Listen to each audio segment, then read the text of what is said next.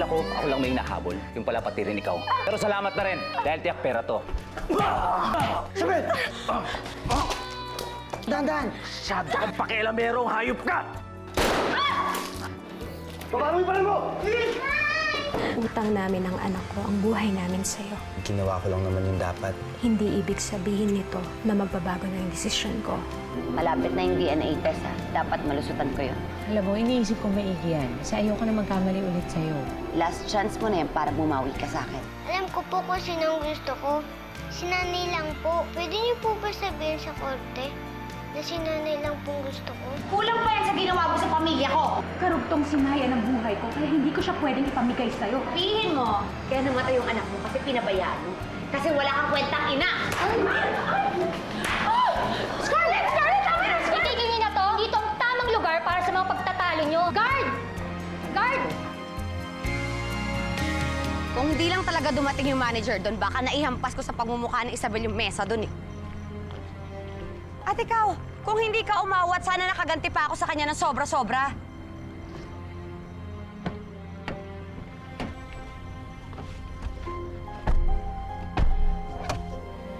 Ano ba?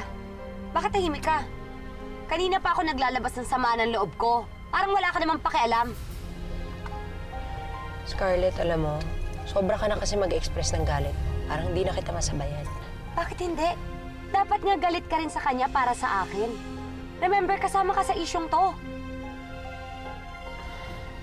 At ba't napapailing ka? Baka naman nakakalimutan mo. Ikaw ang punot dulo ng problema ko. Wala naman talaga akong dapat problema eh. Dapat hanggang ngayon alila ko pa rin yan si Isabel kung hindi ka nagsuggest ng surrogacy. Scarlett, all I did was give you an option. Ikaw ang namili. Ikaw ang nagdesisyon na ituloy ang surrogacy. At ikaw din ang nagdesisyon na kunin kay Isabel ang Excel. Na hindi ka nagpaalam sa akin. Kaya kung hindi ka makakahanap ng solusyon sa problemang ikaw naman ang gumawa, ikaw ang ididiin ko.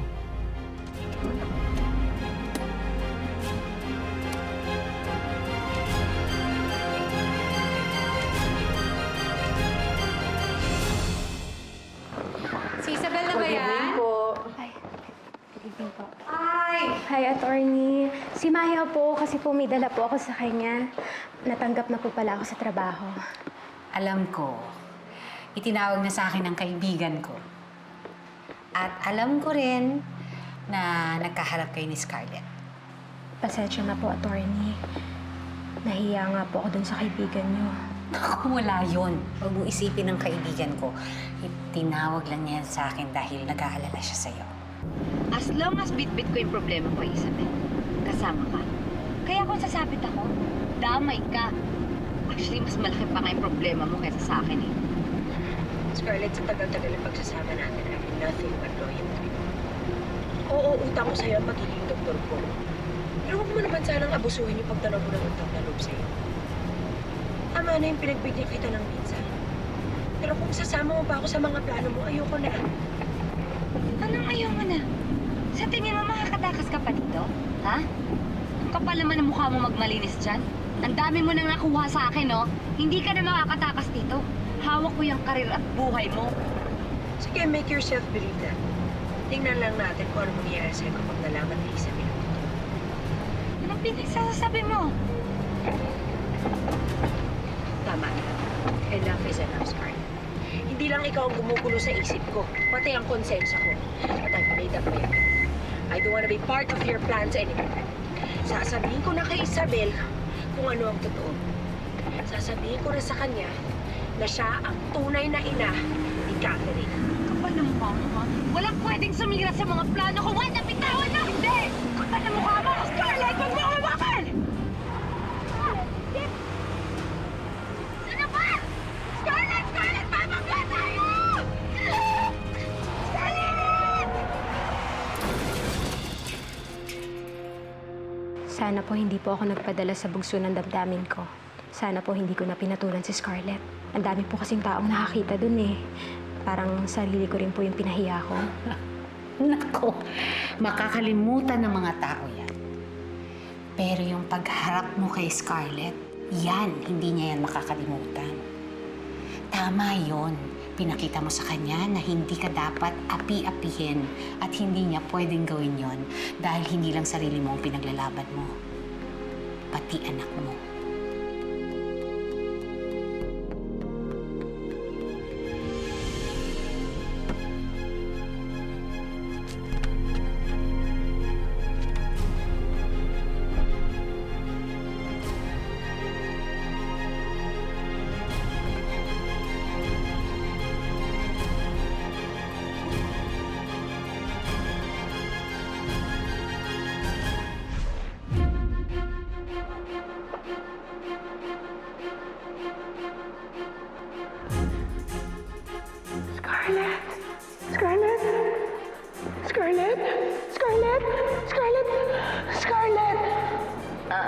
Scarlett, you're awake. I'm so sorry, Scarlett. I'm so sorry.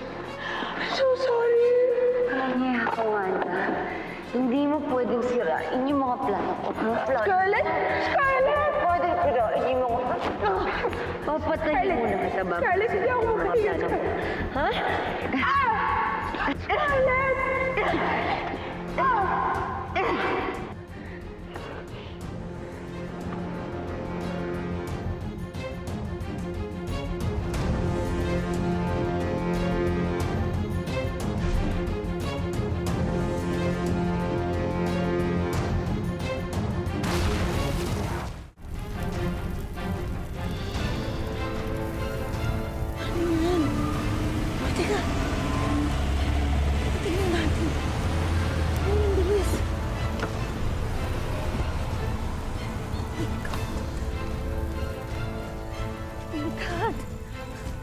Oh my God! May na-aksidente! Tumawag ka ng ambulance! Bilis! Bilisan mo! Dali! Dalihan mo, dali!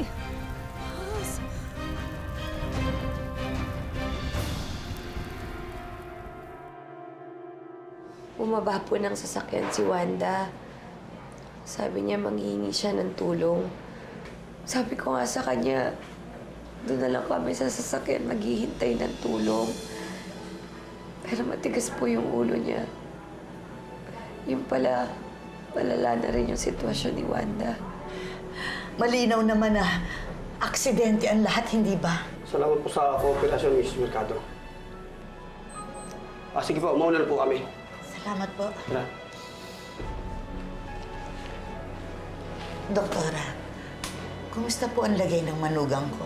Maswerte ho siya at wala siyang tinamong anumang pinsala. Minor bruises lang po ang meron siya. Doktora, kailangan po kasing sumailalim sa DNA test. Pwede ho ba yun? Sa kabila ng kanyang kondisyon? Pwede naman po. Bukas naman po ay madi-discharge na ang inyong manugang. So, pwede po. Salamat. Sige po. So, check mo. Scarlett, alam ko na patong-patong ng lahat ang pinagdadaanan mo. Pero huwag kang mag-alala. Matatapos din ang lahat.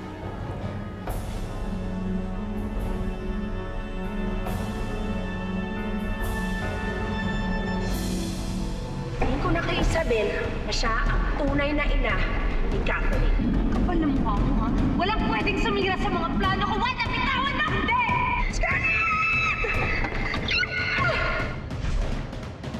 Matatapos talaga ang lahat sa akin kapag napatunayan na hindi akong ina ni Catherine. Hindi ako dapat makuna ng DNA test.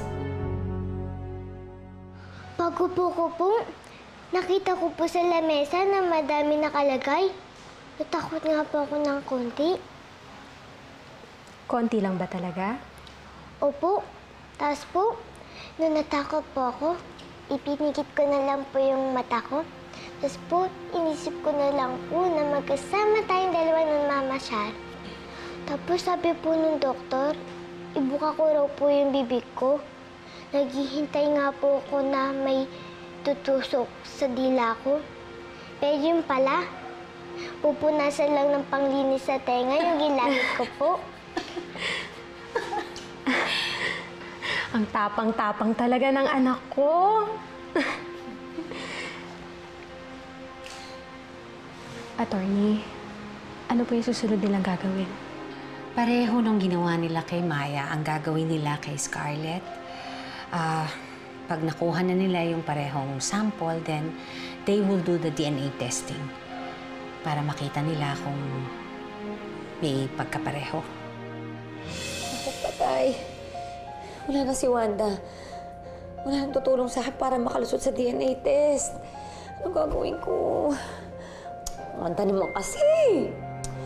Ano ba yan? Ano gagawin ko? Ano ako makakalusot?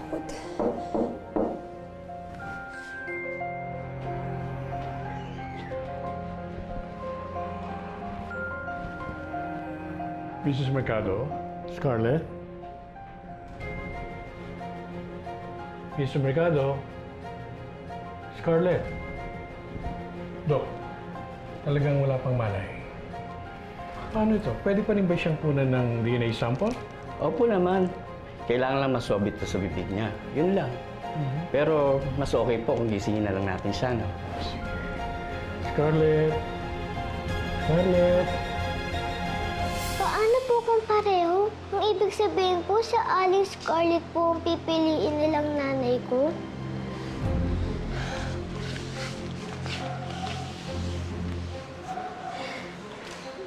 Yun ang sabi ng judge. Don't lose hope, okay? I will do my best para ikaw ang panigan at paniwalaang nanay ni Maya. Pero, para po sa akin, iisa lang po ang nanay ko. Yung pinakamabait, yung pinakamaganda, at yung pinakamasarap magmahal.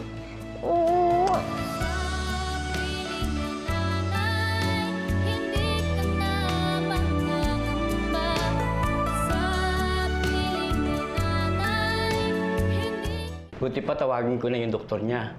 Sandali lang po, attorney, ha? Oh, sige, Doc. Thank you.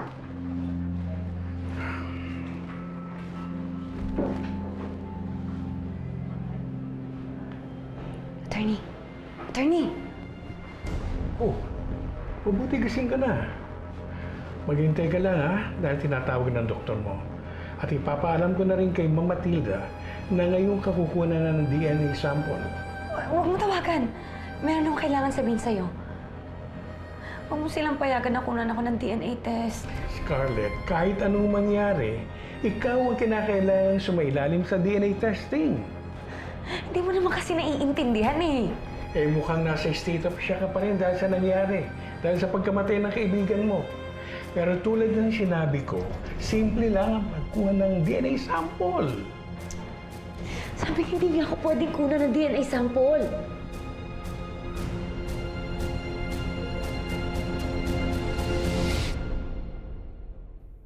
Your Honor, as mandated by this court, narito ang resulta ng DNA test.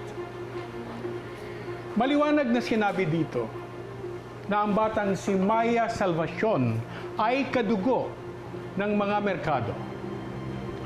Ang ibig sabihin, sa kanila ang bata at ang tunay na ina ay si Mrs. Scarlett Mercado. Attorney, paano na po tayo ngayon?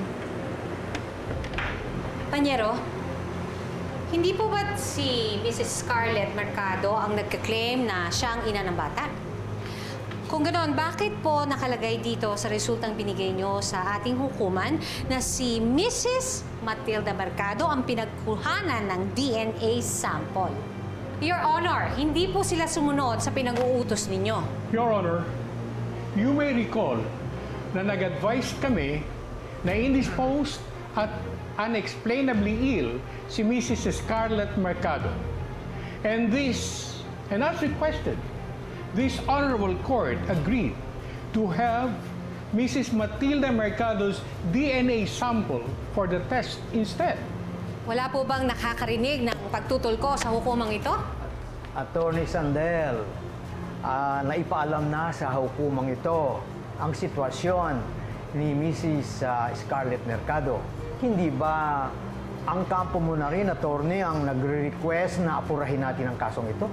So, pumayag na rin ang korteng ito na sumailalim si Mrs. Matilda Mercado sa DNA testing. Your Honor, bakit si Mrs. Matilda Mercado ang basehan? Ang inutos po ng hukumang ito ay kunin ang DNA sample from Mrs. Scarlett Mercado. I mean, this is a complete mockery of the justice system. Ewan ko kung baka may nagpapagalaw. You better watch what you're saying, Attorney Sandel. Ang gusto lang natin malaman sa korteng ito ay kung kadugo ng bata ang mga Mercado. Kaya kahit sino man sa kanila ang kunan ng DNA sample, kung talagang kamag-anak nila ang bata, ay yan ang lalabas sa resulta. And this court will honor that result.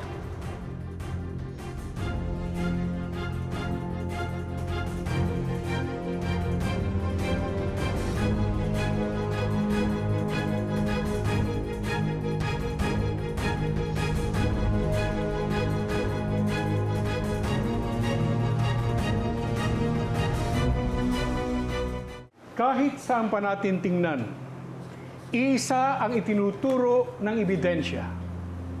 Si Mrs. Scarlett Mercado ang tunay na ina. Nakakalungkot isipin na dahil sa siyensya, nakakalimutan na nating magpakatao. Nakakalimutan natin yung mga importanteng bagay. Nasusukat na ngayon ang talino ng tao. Pero ang hindi nasusukat ay yung paghihirap na pinagdaanan para makamtan ang talinong yon. Ganyan din ang pagiging isang ina. Ang nasusukat lang ng siyensya, ang naipapakita lang ng DNA test ay ang pisikal na relasyon ng ina sa kanyang anak. Pero hindi nito naipapakita ang tunay na damdamin at ang puso ng isang tunay na ina. Nasusukat ba ng DNA test ang sakit na nararamdaman ng isang ina kapag sumasaklolo siya sa anak na nadapa o nagkasakit? Masusukat ba sa dugo ang pagmamahal na ibinubuhos ng isang ina sa kanyang anak para lang maiparamdam dito na meron siyang kakampi at kailanman ay hindi siya mag-iisa? Lahat po tayo naging isang anak minsan sa buhay natin. Pero hindi po lahat ay pinapalad na maging isang ina. Sa maikling panahon po na nakasama ko si Isabel at si Maya, nakita ko, natutunan ko, naramdaman ko na ang pagiging isang ina ay hindi po idinidikta ng dugo, kung hindi ang totoong pusong nagmamahal.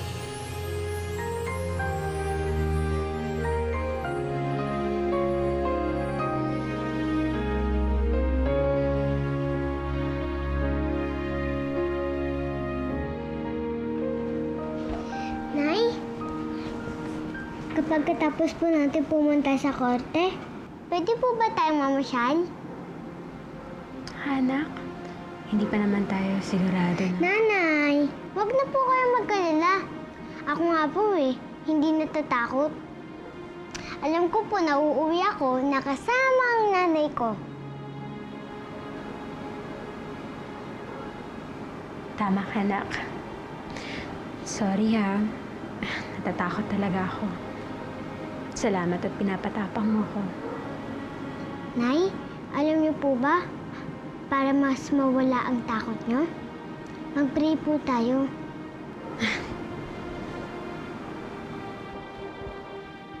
Halika, anak.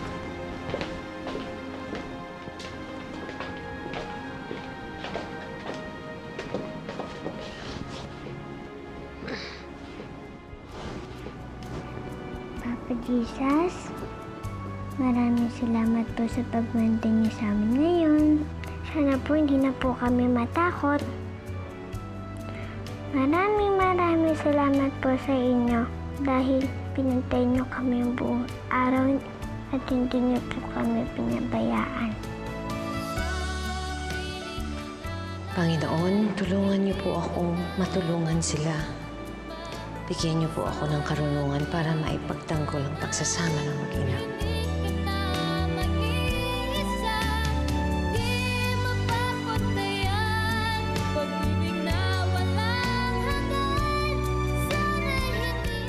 Attorney Sandel, kilala po kayo bilang Defender of the Oppressed. Pero ngayon, pinagtatanggol niyo as surrogate mother.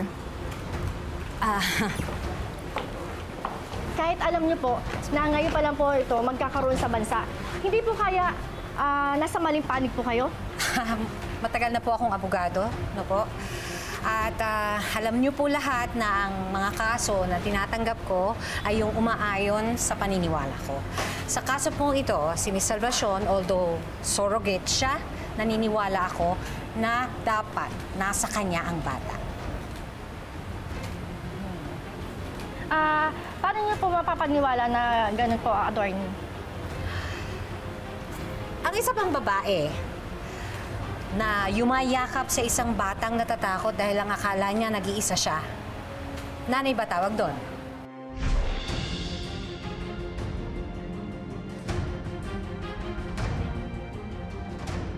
Ang isang babae na hindi sumusuko kahit puno na ng hirap at takot at pag-aalala para sa isang bata. Ina ba tawag doon?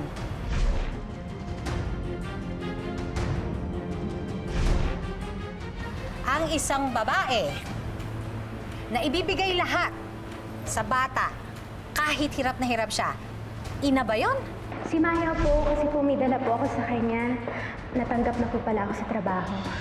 Hindi po patayan ang pagbubuntis at panganganak ng pagiging isang ina. Marami pong sukatan ang pagiging ina. So thank you and excuse me because I will win this case. Attorney, sandali lang po. Paano po masasabi mo sa kustudiya ng bata? Attorney, saglit lang po. Attorney! Ina rin ako. Pagamat masakit ang mga pinagdaanan namin, hindi ko kayang matiis na makita kong nasasaktan ng apo ko dahil sa'yo. Sabihin mo na sa kanya ang totoo. Tuldukan mo na ang lahat. Ako magpapahinga na ako, ha? Matutulog na ako. Ayoko marinig yung atungal mo. Oh, yan. Tulog ka dyan.